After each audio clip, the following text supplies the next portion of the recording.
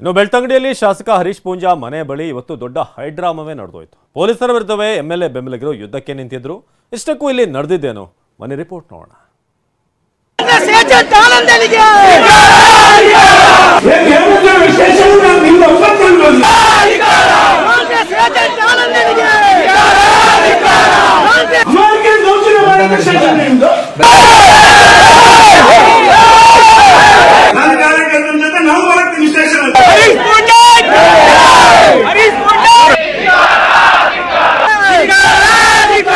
ಧಿಕ್ಕಾರ ಕೂಗ್ತಿದ್ದಾರೆ. ಪೊಲೀಸರ ಜೊತೆ ವಾಗ್ವಾದಕ್ಕಿಳಿದಿದ್ದಾರೆ. ತಳ್ಳಾಟ, ನೂಕಾಟ, ಆಕ್ರೋಶ ಹೊರಹಾಕ್ತಿದ್ದಾರೆ. ಇವತ್ತು ಶಾಸಕ ಹರೀಶ್ ಪೂಂಜಾ ಬಂಧಿಸಲು ಪೊಲೀಸರು ಬಂದ ಹೊತ್ತಲ್ಲೇ ಹೈಡ್ರಾಮಾ ನಡೆದಿದೆ.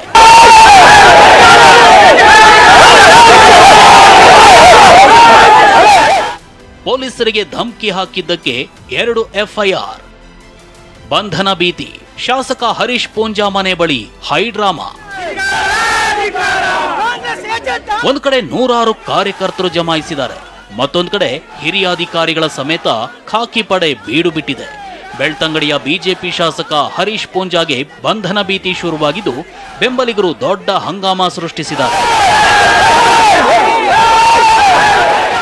ಆಗಿದ್ದೇನು ಅಂದ್ರೆ, ಮೆಲಂತಬೆಟ್ಟುವಿನಲ್ಲಿ ಅಕ್ರಮ ಕಲ್ಲು ಗಣಿಗಾರಿಕೆ ಆರೋಪದಡಿ ಮೇ 18ರಂದು ಹರೀಶ್ ಪೂಂಜಾ ಆಪ್ತರಾದ ಪ್ರಮೋದ್ ಉಜಿರೆ ಮತ್ತು ಶಶಿರಾಜ್ ಶೆಟ್ಟಿ ವಿರುದ್ಧ ತಹಶೀಲ್ದಾರ್ ದೂರು ದಾಖಲಿಸಿದ್ರು.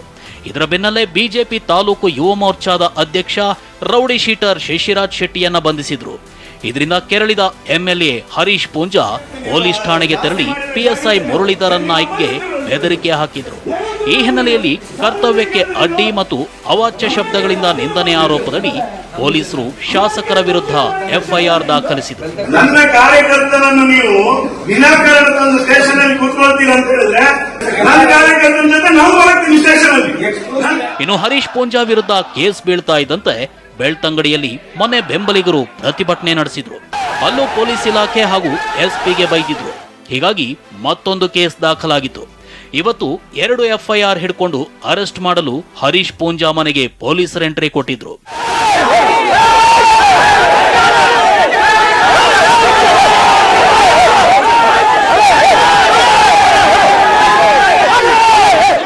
ನಮ್ಮ ಶಾಸಕರನ್ನ ಬಂಧಿಸಲು ಬಿಡಲ್ಲ ಅಂತ ಬೆಂಬಲಿಗರು ಪ್ರತಿಭಟನೆ ನಡೆಸಿದ್ರು.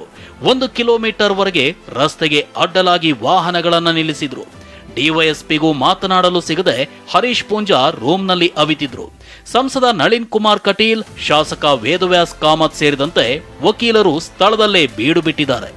ಇನ್ನು ಶಾಸಕ ಹರೀಶ್ ರನ್ನ ಬಂಧಿಸಿದ್ರೆ ದಕ್ಷಿಣ ಕನ್ನಡ ಜಿಲ್ಲಾ ಬಂದ್ಗೆ ಕರೆ ನೀಡ್ತೀವಿ ಅಂತ ಸಂಸದ ನಳಿನ್ ಕುಮಾರ್ ಕಟೀಲು ಎಚ್ಚರಿಕೆ ನೀಡಿದ್ರು.